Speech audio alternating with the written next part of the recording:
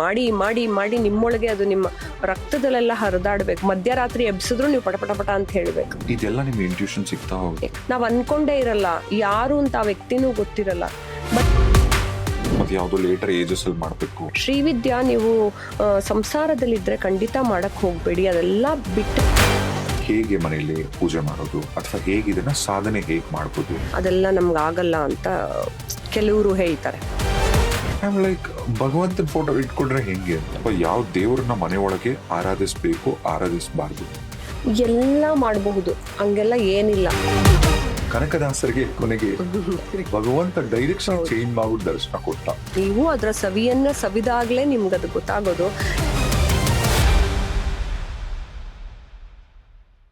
ಪಶುಭಾವ, ವೀರಭಾವ ಮತ್ತೆ ದಿವ್ಯ ಭಾವ ಅಂತ 3 ಭಾವನೆಗಳಲ್ಲಿ ಪೂಜೆ ಮಾಡ್ತಾ ಹೋಗ್ತೀವಿ. ಪಶುಭಾವ, ವೀರಭಾವ, ದಿವ್ಯ ಭಾವ.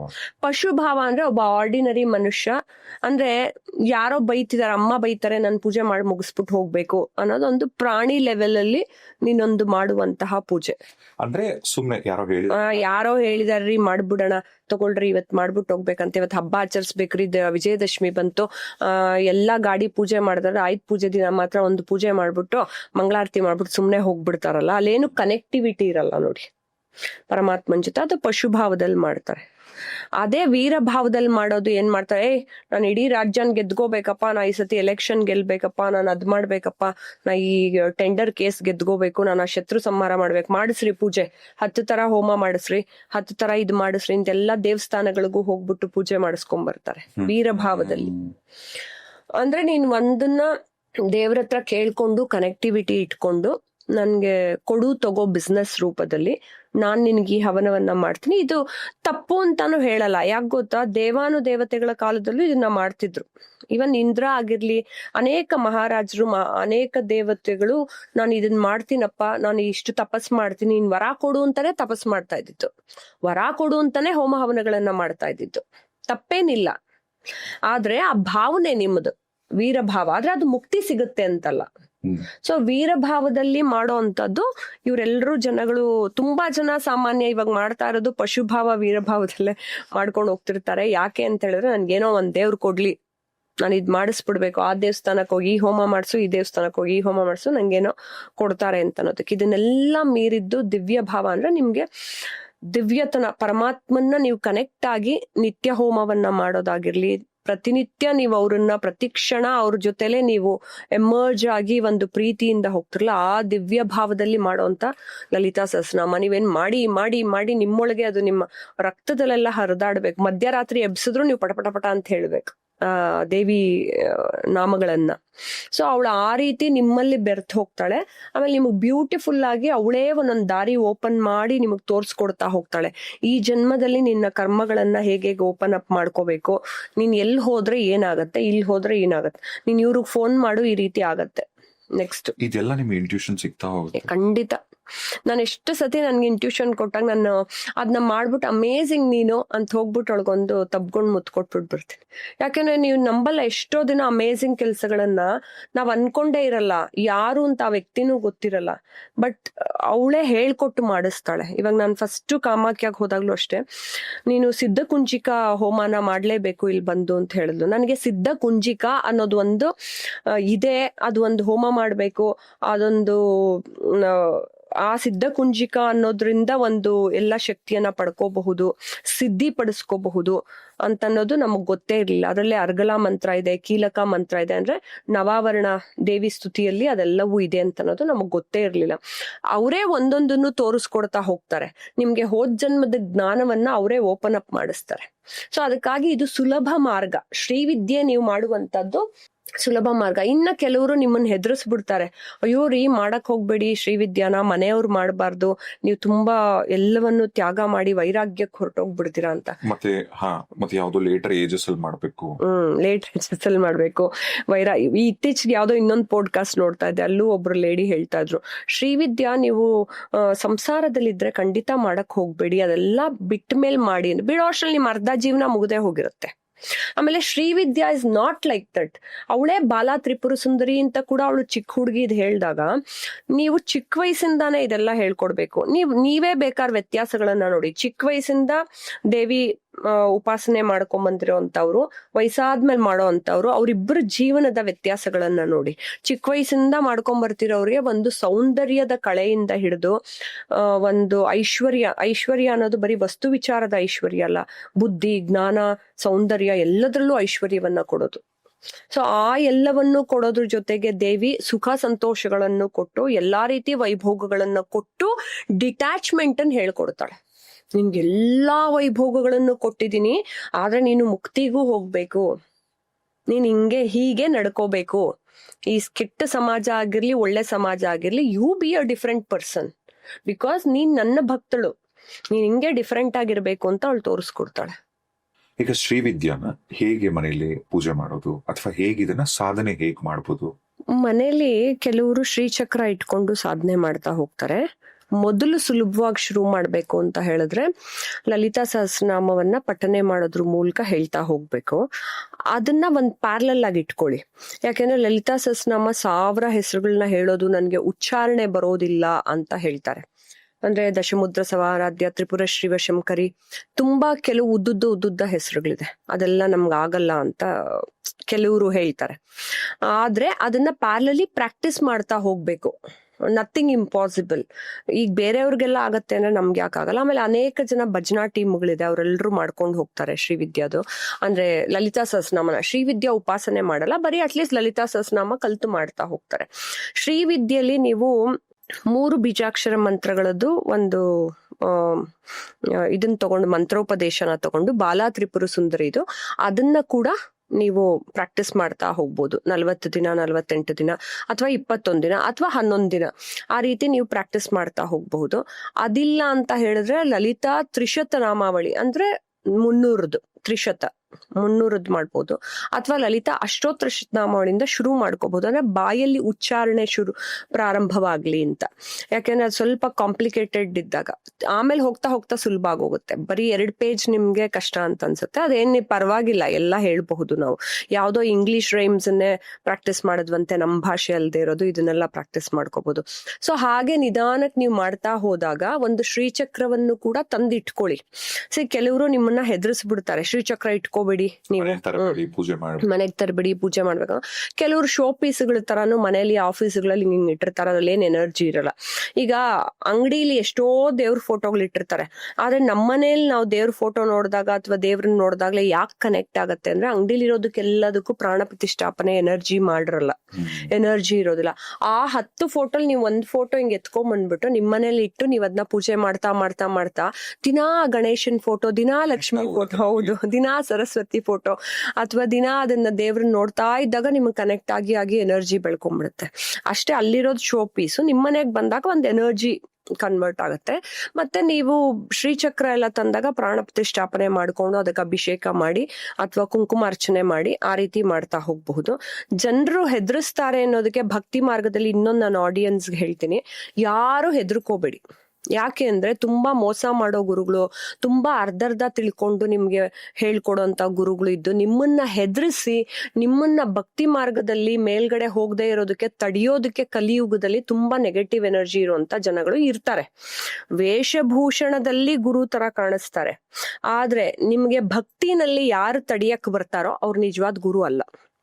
ಭಕ್ತಿಯ ಡೆಪ್ತನ್ನ ಯಾರು ಅಳತೆ ಹಾಕಕ್ ಸಾಧ್ಯ ಇಲ್ಲ. ಈಗ ಬೇಡ್ರ ಕಣ್ಣಪ್ಪನ್ಗೆ ಎಷ್ಟು ಭಕ್ತಿ ಇತ್ತು ಅನ್ನೋದು ನಾನು ನೀವು ಹೇಳಕ್ಕಾಗಲ್ಲ. ಅವನೇನೆಲ್ಲ ನೈವೇದ್ಯಗಳನ್ನ ಇಟ್ಟು ಎಲ್ಲಾ ರೀತಿ ಯಜ್ಞ ಯಾಗಗಳನ್ನ ಮಾಡಿ ಪೂಜೆ ಮಾಡಿದ. ಆ ಭಕ್ತಿ ಯಾವ ಲೆವೆಲ್ಗೆ ಬೇಕಾದ್ರೂ ಹೋಗ್ಬೋದು. ದೇವ್ರ ಪ್ರತ್ಯಕ್ಷನ ಕನಕದಾಸರಿಗೆ ಕಂಡಂಗೆ ಕಾಣಿಸ್ಕೋಬಹುದು. ಸೊ ನಿಮ್ಗೆ ಯಾರೇ ಭಕ್ತಿಲಿ ಬಂದು ತಡೀತಾರೋ, ವೆದರ್ ನಿಮ್ ರಿಲೇಟಿವ್ಸ್ ಆಗಿರ್ಲಿ, ನಿಮ್ ಮನೇಲೇ ಆಗಿರ್ಲಿ, ಅಪ್ಪ ಅಮ್ಮನೇ ಆಗಿರ್ಲಿ, ಅಥವಾ ನಿನ್ಗೆ ಗುರು ಸಮಾನರೇ ಆಗಿರ್ಲಿ, ಅದನ್ನ ನಂಬಬೇಡಿ. Only you have to listen to your inner voice. ನಿನ್ನ ಮನಸ್ಸು ನಿನ್ಗೆ ಏನ್ ಹೇಳ್ತಾ ಇದೆ, ಆ ದೇವ್ರ ಪೂಜೆ ಮಾಡು, ಆ ದೇವ್ರ ಪೂಜೆ ಮಾಡು ಅಂತ ದೇವ್ರೇ ಬಂದು ಪ್ರೇರೇಪಿಸ್ತಾ ಇದ್ದಾಗ ನೀವು ಮಾಡ್ತಾ ಹೋಗ್ಬೇಕು. ಇದಿಟ್ಕೋಬೇಡ, ಇದ್ ಮಾಡ್ಬೇಡ, ಅದಿಟ್ಕೋಬೇಡ, ಅದ್ ಮಾಡ್ಬೇಡ, ಎಲ್ಲದಕ್ಕೂ ಇದ್ ಮಾಡ್ಬೇಡ, ಅದ್ ಮಾಡ್ಬೇಡ ಅನ್ಕೊಂಬಂದೆ. ಇವಾಗ ನೀವು ನಾನು ಡಿಸ್ಕಸ್ ಮಾಡ್ತಿದ್ವಿ ಅವಾಗ್ಲೆ, ಯಾಕೆ ಇದನ್ನೆಲ್ಲ ನಮಗ್ ಮೊದ್ಲಿಂದ ಹೇಳ್ಕೊಡ್ಲಿಲ್ಲ ಅಂತ ಅನ್ನೋದು ನಿಜವಾಗ್ಲೂ ನನಗ್ ಬೇಜಾರಾಗುತ್ತೆ. ನಮ್ಗೆಲ್ಲ ಗುರು ಹಿರಿಯರು ಇದನ್ನ ಮೊದ್ಲಿಂದಾನೇ ಎಲ್ರಿಗೂ ನಮ್ಮ ಮತ್ತೆ ನಮ್ಮ ಹಿಂದಿನ ತಲೆಮಾರುಗಳಿಗೂ ಹೇಳ್ಕೊಡ್ತಾ ಬಂದಿದ್ರೆ ನಮ್ಮೆಲ್ರಿಗೂ ಜ್ಞಾನ ಎಷ್ಟು ಸುಲಭವಾಗಿ ಸಿಕ್ಕಿ ನಾವೆಲ್ಲರೂ ಮುಕ್ತಿ ಮಾರ್ಗದ ಕಡೆ ಹೋಗಿರ್ತಾ ಇದ್ವಿ. ಆಮೇಲೆ ಕರ್ಮವನ್ನ ಹೇಗ್ ನಿಭಾಯಿಸ್ಬೇಕು ಅನ್ನೋದು ಗೊತ್ತಾಗಿರ್ತಿತ್ತು. ಮತ್ತೆ ನೀವೇನೋ ಹೈಯರ್ ಲೆವೆಲ್ ಇಂಜಿನಿಯರಿಂಗ್ ಓದಿಸಿ ಡಬಲ್ ಮಾಸ್ಟರ್ ಡಿಗ್ರಿ ಮಕ್ಳಿಗೆ ಮಾಡಿಸೋದಕ್ಕಿಂತ ನೀವು ಒಂದು ಭಕ್ತಿ ಮಾರ್ಗದಲ್ಲಿ ಮಗುವನ್ನ ನಡೆಸೋದಿದೆಯಲ್ಲ, ಅದು ಇಡೀ ಜೀವನವನ್ನ ನಾವು ಹೇಗ್ ಕಟ್ಕೋಬೇಕು ಅನ್ನೋದಕ್ಕೆ ಹೆಲ್ಪ್ ಆಗತ್ತೆ. ಆಯ್ತು, ನೀವು ಲೌಕಿಕವಾಗಿ ಅದನ್ನು ಸಾಧನೆ ಮಾಡ್ಲಿ, ಬೇಡ ಅಂತ ಹೇಳಿಲ್ಲ. ಇದ್ರಲ್ಲಿ ಏನ್ ಸಾಧನೆ ಆಗರೆ? ಝೀರೋನಾ? ಆಮೇಲೆ ಒಂದು ಮಗಳಿಗೆ ಅಥವಾ ಮಗನ್ಗೆ ಕೊಡ್ಬೇಕಾದಂತ ಬೆಸ್ಟ್ ಗಿಫ್ಟ್ ನೀವು ಶ್ರೀಚಕ್ರನಾದ್ರೂ ಕೊಡಿ, ಒಂದು ದೇವ್ರ ಮೂರ್ತಿನಾದ್ರೂ ಕೊಡಿ. ನೋಡಪ್ಪ, ನಾನ್ ಬದುಕಿರ್ತೀನೋ ಇಲ್ವೋ, ಅಮ್ಮ ಬದುಕಿರ್ತಾಳೋ ಇಲ್ವೋ, ಅಥವಾ ನಿನ್ನ ಸುತ್ತಲೂ ಇರುವಂತಹ ನಿನ್ನ ಸಮಾಜ ಬದುಕಿರುತ್ತೋ, ನಿನಗ್ ಸಹಾಯ ಮಾಡ್ತಾರಲ್ವೋ, ಆದ್ರೆ ಇವ್ರು ಮಾತ್ರ ಯಾವತ್ತೂ ನಿನ್ ಕೈ ಬಿಡಲ್ಲ. ಯಾರು? ದೇವ್ರು. ಆ ಭಕ್ತಿಯನ್ನ ಹೇಳ್ಕೊಟ್ಟು ಮಕ್ಕಳಿಗೆ ಬಿಟ್ಟು ಹೋದಾಗ ಎಲ್ಲವೂ ಸುಲಭ ಆಗತ್ತೆ. ಬಟ್ ಪಾಪ ತುಂಬಾ ಜನ, ನಿಮ್ ಆಡಿಯನ್ಸ್ ನೋಡ್ತಾ ಇದ್ನಲ್ಲ ಕಾಮೆಂಟ್ ಅಲ್ಲೂ, ತುಂಬಾ ಜನ ಭಕ್ತಿ ಪೂಜೆ ಕಲಿಯಕ್ ತುಂಬಾ ಎಷ್ಟು ಉತ್ಸುಕರಾಗಿದ್ದಾರೆ, ಎಷ್ಟು ಆಸೆ ಪಡ್ತಿದ್ದಾರೆ. ತುಂಬಾ ಜನ ಮೆಸೇಜ್ ಕೂಡ ಮಾಡಿದ್ರು, ಶ್ರೀವಿದ್ಯೆ ಬಗ್ಗೆ ಮಾತಾಡಿ ಅಂತ. ಅಫ್ಕೋರ್ಸ್ ನಾವ್ ಈ ಪಾಡ್ಕಾಸ್ಟ್ ಮಾಡೋ ಈ ವಿಶೇಷತೆ ಕೂಡ ಇದೇ ಕಾರಣ. ಅಂಡ್ ಇನ್ನೊಂದು, ನೀವಾಗ್ಲೇ ಹೇಳಿದ್ರಲ್ಲ, ಈಗ ಅದು ನಿಜ, ದೇವ್ರ ಮನೆಗಳಲ್ಲಿ ದೇವ್ರ ಫೋಟೋ ತಂದಾಗ ಇದೇನಕ್ ತಂದ್ರಿ, ಇದಿಡ್ಬೇಡ್ರಿ, ಯಾವ ಹಂತಕ್ಕೆ ಹೋಗ್ತಾರೆ ಅಂದ್ರೆ, ನಮ್ಮ ಮನೇಲಿ ಒಂದು ಪ್ರಾಕ್ಟಿಕಲ್ ಎಕ್ಸ್ಪೀರಿಯನ್ಸ್ ಆಗಿದೆ. ಕೃಷ್ಣಂದು ಒಂದು ಫೋಟೋ, ದೊಡ್ಡ ಫೋಟೋ, ಒಂದು 2000 ಒಂದು 10 ವರ್ಷದ ಮುಂಚೆ ಅನ್ಸುತ್ತೆ, ಒಂದು ಎಕ್ಸಿಬಿಷನ್ ಹೋದಾಗ ನಂಗೆ ತುಂಬಾನೇ ಇಷ್ಟ ಆಗಿತ್ತು. ಕೃಷ್ಣ ಕೊಳಲ್ ನುಡಿಸಿರ್ತಕ್ಕಂತ ಫೋಟೋ, ಅದು ತುಂಬಾ ಚೆನ್ನಾಗಿದೆ, ಅದೊಂದು ತಂದಿದೆ. ಆಮೇಲೆ ಕುರುಕ್ಷೇತ್ರದ ಯುದ್ಧದಲ್ಲಿ ಕೃಷ್ಣ ಅರ್ಜುನ ರಥದ ಮೇಲೆ ಅದಂತೂ ಇಡಕ್ಕೆ ಬಿಡಲ್ಲ, ನಾನು ಹಾಕಿದ್ದೆ, ನನಗೆ ತುಂಬಾ ಇಷ್ಟ ಆಗಿತ್ತು. ನಮ್ ದೊಡ್ಡಮ್ಮ ಒಬ್ರು ಬಂದು ಫುಲ್ ಗಲಾಟೆ ಮಾಡಿ, ನಿಮ್ಗೇನ್ ಬುದ್ಧಿ ಇದೆಯಾ ನಿಮ್ಗೆ, ಕೃಷ್ಣನ್ ಫೋಟೋ ಅದು ಕೊಳಲ್ ಹಿಡ್ಕೊಂಡ್ರೆ ಅದು ಹಾಕ್ಬಾರ್ದು, ಆಮೇಲೆ ಅದೇನದು ಕುರುಕ್ಷೇತ್ರದ ಹಾಕ್ಬಾರ್ದು, ಯುದ್ಧ ಆಗ್ಬಿಡುತ್ತೆ ನಿಮ್ ಮನೇಲಿ. ಇನ್ನು ದುರಂತ ಅಂದ್ರೆ ಆಂಜನೇಯ ಸ್ವಾಮಿ ಬೆಟ್ಟದ್ದು ಸಂಜೀವಿನಿ ಪರ್ವತ ಹಿಂಗ್ ಬೆಟ್ಟದ್ ಹಿಂಗ್ ಹೊತ್ಕೊಂಡು ಅದು ಹೊರಬೇಡಿ, ಅದ್ ಹಾಕ್ಬಿಡಿ, ಫೋಟೋ ಹಾಕಿದ್ರೆ ಮನೆ ಕಷ್ಟಗಳು ಬರುತ್ತೆ ಅಂತ. ಐಮ್ ಲೈಕ್, ಭಗವಂತನ ಫೋಟೋ ಇಟ್ಕೊಂಡ್ರೆ ಹೆಂಗೆ ಅಂತ. ಈಗ ನೀವು ಈಗ ಹೇಳೋದಾದ್ರೆ, ದೇವ್ರ ಮನೆಗಳಲ್ಲಿ ಈಗ್ಲೂ ಕೆಲವರು ಕಾಳಿ ಫೋಟೋ ಇಡಲ್ಲ, ಕಾಲಭೈರವನ್ ಫೋಟೋ ಇಡಲ್ಲ, ಕೆಲವು ದೇವರು ಮತ್ತೆ ಶನಿ ಮಹಾತ್ಮ ಸ್ವಾಮಿದು ಫೋಟೋ ಇಡಲ್ಲ. ಸೊ ಇದೆಲ್ಲ ಅಂದ್ರೆ ಯಾವ ಫೋಟೋ ಇಡಬೇಕು, ಇಡಬಾರ್ದು, ಅಥವಾ ಯಾವ ದೇವ್ರನ್ನ ಮನೆ ಒಳಗೆ ಆರಾಧಿಸಬಾರ್ದು, ಎಲ್ಲ ಮಾಡಬಹುದು, ಹಂಗೆಲ್ಲ ಏನಿಲ್ಲ. ನೀವ್ ಹೆಂಗೆ ಭಕ್ತಿಯಿಂದ ಕನೆಕ್ಟ್ ಆಗ್ತೀರಾ ಅನ್ನೋದು. ಆಮೇಲೆ ಎಲ್ಲ ದೇವ್ರ ಸ್ವರೂಪ. ಇವ್ರು ಯಾಕೆ ಹಂಗ ಹೇಳ್ತಾರೆ ಅಂದ್ರೆ, ಕಾಳಿದ್ ಇಟ್ಬಿಟ್ರೆ ಇವಳು ಕಾಳಿ ತರ ಆಡ್ತಾಳೆ, ಅಥವಾ ಅವನು ಕಾಳಿ ತರ ಆಡ್ತಾನೆ, ಅವೆಲ್ಲ ಸುಳ್ಳು, ಹಂಗೇನು ಬರಲ್ಲ. ನೀವು ಆ ಎನರ್ಜಿನ ತಗೊಂಡು ನೀವು ಚಾನಲೈಸ್ ಮಾಡ್ಕೊಂಡು ನಿಮ್ ಶಕ್ತಿನ ಎಲ್ಲಿ ಫೈಟ್ ಮಾಡ್ಬೇಕು, ಎಲ್ಲಿ ಫೈಟ್ ಮಾಡಬಾರ್ದು ಅನ್ನೋ ಜ್ಞಾನನ ಇಟ್ಕೋಬೇಕು. ದಟ್ ಇಸ್ ವೇರ್ ಲಲಿತಾ ತ್ರಿಪುರಸುಂದರಿಯ ಈ ಎಲ್ಲ ಮಂತ್ರಗಳು ನಿಮ್ಗೆ ಹೆಲ್ಪ್ ಆಗೋದು. ಅದೊಂಥರ ಡಿಫ್ರೆಂಟ್ ಎನರ್ಜಿನ ಕೊಡುತ್ತೆ. ನೀನ್ ಎಲ್ಲಿ ಫೈಟ್ ಮಾಡ್ಬೇಕು, ಎಲ್ಲಿ ಸೌಮ್ಯವಾಗಿರ್ಬೇಕು, ಎಲ್ಲಿ ನೀನ್ ಜ್ಞಾನ ಅಪ್ಲೈ ಮಾಡ್ಬೇಕು, ಎಲ್ಲಿ ನೀನ್ ಇಗ್ನೋರ್ ಮಾಡಿ ಮುಂದಕ್ಕೆ ಹೋಗ್ಬೇಕು ಅನ್ನೋದನ್ನ ಅವಳು ಪರ್ಫೆಕ್ಟ್ ಆಗಿ ಹೇಳ್ಕೊಡ್ತಾಳೆ. ಈ ಒಂದು ಬೇಸಿಕ್ ಭಕ್ತಿನ ತಿಳ್ಕೊಳ್ದೆ ನಾವೇನೋ ಒಂದು ಸಡನ್ ಆಗಿ ಒಂದು ಕಾಳಿ ಮಂತ್ರವನ್ನ ನಾನು ಜಪಿಸ್ತಾ ಎನರ್ಜಿ ಬರ್ತಾ ಇದೆ ಅಂತಂದಾಗ ಕೆಲವರು ಡಿಫ್ರೆಂಟ್ ಆಗಿ ಬಿಹೇವ್ ಮಾಡಕ್ಕೆ ಶುರು ಮಾಡ್ತಾರೆ. ಯಾರ್ದೋ ಮನೇಲಿ ಏನೋ ಹಂಗಾಗಿರುತ್ತೆ, ಅದಕ್ಕಾಗಿ ರಾಮಂದ್ ಇಟ್ಕೋಬೇಡಿ ಅಂತ ಹೇಳ್ತಾರೆ. ನಮ್ಮನೆಗ್ ಬರೋರೆಲ್ಲ ಮುಂಚೆ ನನ್ಗೆ, ಅಯ್ಯೋ ಈ ದೇವ್ರನ್ನೆಲ್ಲ ಇಟ್ಕೊಂಡ್ಬಿಟ್ಟಿದ್ರ, ಇದು ದೊಡ್ಡ ದೋಷ ಅನ್ನೋರು. ಆದ್ರೆ ನನ್ ದೇವಿ ನಕ್ಬಿಟ್ಟು ಹೇಳೋಳು, ಆ ಪೆದ್ದನ್ ಮಾತ್ ನಂಬ್ತೀಯ ನೀನು, ನನ್ ಮಾತ್ ನಂಬ್ತೀಯ? ನಾನೇ ಹುಡ್ಕೊಂಡ್ ನಿಮ್ ಮನೆಗ್ ಬಂದ್ ನಿಂತಿದ್ದೀನಿ, ನೀನ್ ನನಗ್ ಪೂಜೆ ಮಾಡ್ತೀಯ? ಒಬ್ಬ ತಾತ್ಕಾಲಿಕ ಮನುಷ್ಯ. ಮನುಷ್ಯರೆಲ್ಲರೂ ನಾವು ತಾತ್ಕಾಲಿಕವಾಗಿರೋದು. ನೀನ್ ತಾತ್ಕಾಲಿಕ ಮನುಷ್ಯನ ಮಾತು ಕೇಳ್ತೀಯ, ನಿನ್ನ ಇನ್ನರ್ ಎನರ್ಜಿ ಮಾತು ಕೇಳ್ತೀಯ. ಆಮೇಲೆ ಒಬ್ರಲ್ಲ ಇಬ್ರಲ್ಲ, ನಮ್ಮ ಮನೆ ನೋಡಿದ್ರಲ್ಲ, ಮನೆ ಪೂರ್ತಿ ದೇವ್ರು ಇಟ್ಟಿದ್ದೀನಿ. ಸೊ ಅಷ್ಟು ಭಕ್ತಿಯಿಂದ ಪೂಜೆ ನಾನು ಯಾವ್ದೋ ಜನ್ಮದಲ್ಲಿ ಮಾಡಿರ್ಬೋದು, ಇದೇ ಜನ್ಮ ಅಂತಲ್ಲ, ಆ ಜನ್ಮದಿಂದ ಅವ್ರು ಹುಡ್ಕೊಂಡ್ ಬಂದಿರ್ತಾರೆ. ಸೊ ನಿಮ್ ಮನೆಗಳಿಗೂ ಒಂದ್ ದೇವ್ರು ಬಂದಿರ್ತಾರೆ, ಅಥವಾ ಯಾರಿಗೋ ಒಬ್ರಿಗೆ ಸಾಲಿಗ್ರಾಮ ಸಿಕ್ಕಿರುತ್ತೆ, ಯಾರಿಗೋ ಒಬ್ರಿಗೆ ಒಂದ್ ತಾಯಿ ಯಂತ್ರ ಯಾವ್ದೋ ಸಿಕ್ಕಿರುತ್ತೆ ಶ್ರೀಚಕ್ರದ್ದು. ಅಯ್ಯೋ ಇಟ್ಕೋಬೇಡಿ, ಕೊಟ್ಬಿಡಿ ಅಥವಾ ನೀರಿಗ್ ಬಿಟ್ಬಿಡಿ ಅಂತ ಹೇಳ್ತಾರೆ. ನಿಮ್ಗೇನೋ ಒಂದು ಕಾರಣದಿಂದ ದೇವ್ರು ನಿಮ್ ಹತ್ರ ಬಂದಿದ್ದಾಗ ನೀವ್ ಅದನ್ನ ಅವನು ನಿಮ್ಗೆ ಜ್ಞಾಪಿಸ್ತಿದಾನೆ, ನೀನ್ ಹೋದ್ ಜನ್ಮದಲ್ಲಿ ಪೂಜೆ ಮಾಡಿದ್ದೆ, ಈಗ ಮಾಡು ಅಂತ ಪ್ರೇರೇಪಿಸ್ತಾ ಇರ್ತಾನೆ. ಅದನ್ನ ನೀವು ನೇಚರ್ದೊಂದು ಲ್ಯಾಂಗ್ವೇಜ್ ನ ಅರ್ಥ ಮಾಡ್ಕೊಳ್ದೆ ಮನುಷ್ಯ ಮಾತಾಡೋ ಲ್ಯಾಂಗ್ವೇಜ್ಗೆ ಅಷ್ಟು ಪ್ರಾಮುಖ್ಯತೆ ಕೊಡ್ತೀವಿ ಅಂತ ಹೇಳಿದ್ರೆ ನಾವೇ ಮೂರ್ಖರು. ನಾನ್ ಹೇಳೋದು, ಎಲ್ಲಾ ದೇವ್ರು ನಿಮ್ಗೆ ಒಂದಲ್ಲ ಒಂದು ರೀತಿ ಹೆಲ್ಪ್ ಮಾಡಕ್ಕೆ ಬರೋದು. ಮಾಡೋದು. ದೇವ್ರೇನು ದೆವ್ವಗಳ ತರಾನ ಬಿಹೇವ್ ಮಾಡ್ತಾರೆ, ಇವರೆಲ್ಲ ಹೆದರ್ಸ್ಬಿಟ್ಟು ಹೋಗೋದಕ್ಕೆ. ಸಾಲಿಗ್ರಾಮ ಇಡಕ್ ಸಾಲಿಗ್ರಾಮ ಇಟ್ಕೋಬೇಡಿ, ಅದಕ್ಕೆ ಹಿಂಗೆ ಮಾಡ್ಬೇಕು ಹಂಗೆ ಮಾಡ್ಬೇಕು. ಹೌದು, ನಾನು ಒಪ್ಕೋತೀನಿ. ಇವಾಗ ನಾವು ಮನುಷ್ಯರಾಗಿ ಹುಟ್ಟಿದ್ಮೇಲೆ ಸ್ನಾನ ಮಾಡ್ಲೇಬೇಕು ಶುದ್ಧರಾಗಿರಕ್ಕೆ. ಕಾಫಿ ಕುಡಿತೀವಿ, ತಿಂಡಿ ತಿಂತೀವಿ, ಊಟ ಮಾಡ್ತೀವಿ, ಹೊಟ್ಟೆ ಹಸಿವು ಅಂತ. ಸೊ ನನ್ನ ಪಂಚೇಂದ್ರಿಯಗಳು ನನ್ನ ದೇಹನ ಹೆಂಗ್ ನೋಡ್ಕೋತೀನೋ ಅದಕ್ಕೂ ಮಾಡ್ಬೇಕು. ಯಾಕೆ ಮಕ್ಕಳನ್ನ ಓದಿಸೋದಕ್ಕೆ ಸ್ಕೂಲ್ ಬ್ಯಾಗು, ಹೋಮ್ ವರ್ಕ್ ಎಲ್ಲ ಮಾಡಿಸ್ ಕಳಿಸ್ತೀರಾ ಅಂದ್ಮೇಲೆ ಇದನ್ನು ಮಾಡಿಸ್ಬೇಕು. This also more like home work ತಾನೆ, ನಿನ್ನ ಆತ್ಮದ ವರ್ಕ್.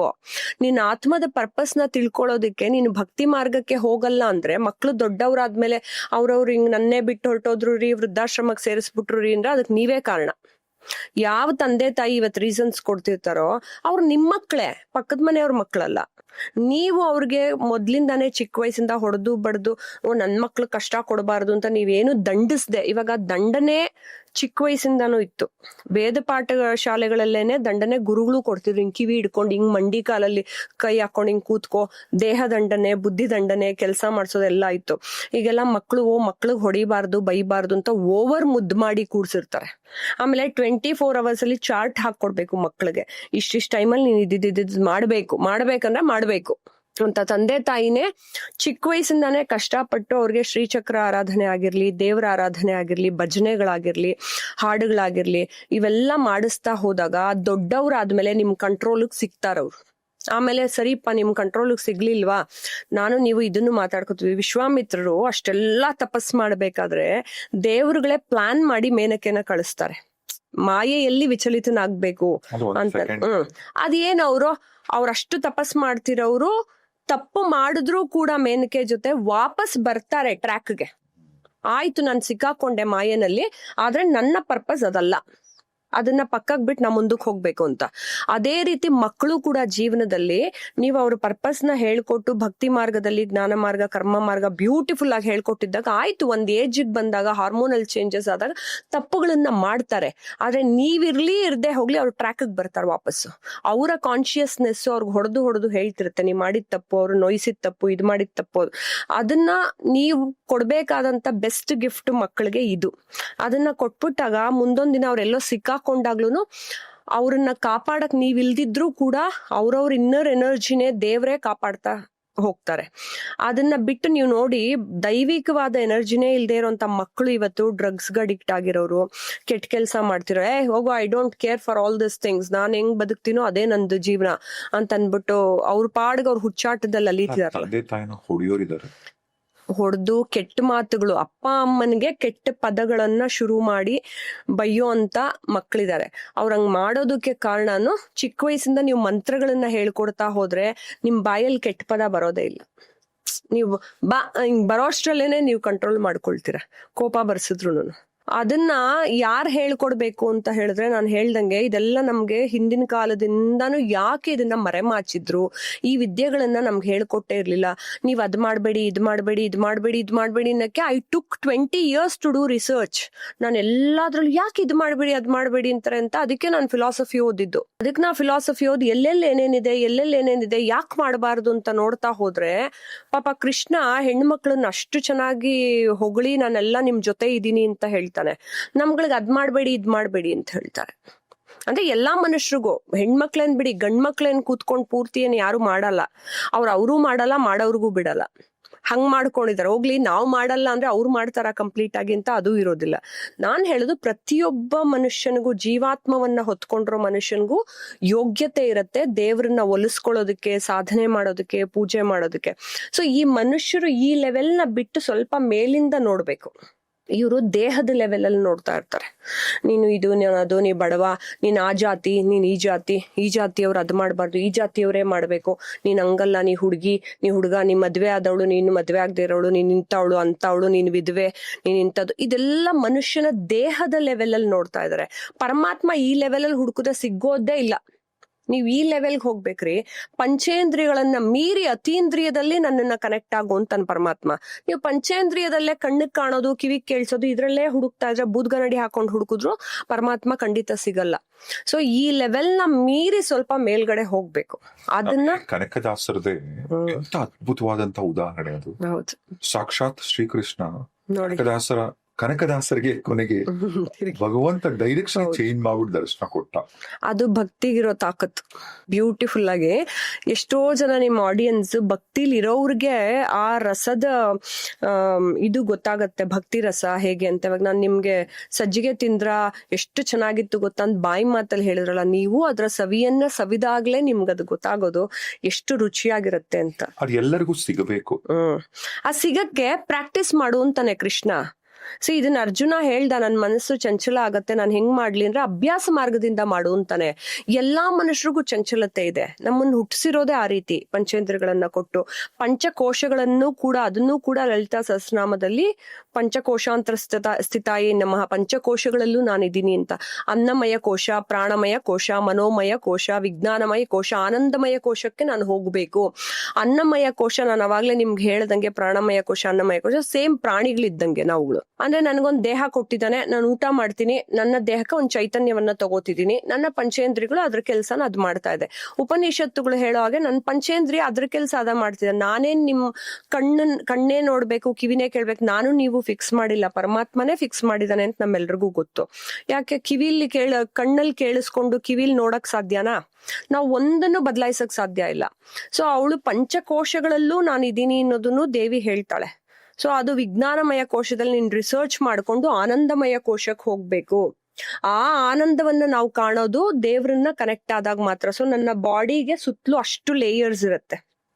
ಅದೇ ರೀತಿ ನಮ್ಮ ದೇಹದಲ್ಲಿರುವಂತಹ ಚಕ್ರಗಳನ್ನ ನಾವೇನ್ 6 ಚಕ್ರ, ಸಹಸ್ರಾರದಲ್ಲಿ 7ನೇ ಚಕ್ರ ಹೇಳ್ತೀವಲ್ಲ, ಅದನ್ನ ಬಿಟ್ಟು ಕೂಡ ಕೆಳಗೆ ಹಿಂಗ್ ಭೂಮಿಯಿಂದ ಮೇಲೆ ಹೇಳ್ತಿದ್ರು ಋಷಿಗಳು ಅಂತೀವಲ್ಲ, ಕೆಳಗೂ 2-3 ಚಕ್ರ, ಮೇಲೂ ಅಷ್ಟು ಚಕ್ರಗಳಿರುತ್ತೆ. ನಾವು ನಮ್ ದೇಹಕ್ಕೆ ಮಾತ್ರ ಇಷ್ಟು ಚಕ್ರಗಳನ್ನ ಆಕ್ಟಿವೇಟ್ ಮಾಡ್ಕೋಬೇಕು ಸೂಕ್ಷ್ಮ ಶರೀರದಲ್ಲಿ ಅಂತ ಅನ್ನೋದನ್ನ ಇದನ್ನ ಹೇಳ್ತಾ ಹೋಗ್ತೀವಿ. ಇವೆಲ್ಲವೂ ಇಂಟರ್ಲಿಂಕ್ಡ್. ಅದ್ರಲ್ಲಿ ಅವಳು ರುದ್ರಗ್ರಂಥಿ ವಿಭೇದಿನ್ಯೈ ನಮಃ, ಸಹಸ್ರಾಂಬುಜಾರೂಢಾಯ ನಮಃ, ಅವಳು ಒಂದೊಂದು ಗ್ರಂಥಿಗಳನ್ನ ಹೆಂಗೆ ನಾಟ್ ಓಪನ್ ಮಾಡ್ತಾಳೆ ಅನ್ನೋದು ಕೂಡ ಲಲಿತಾ ಸಹಸ್ರನಾಮದಲ್ಲಿದೆ.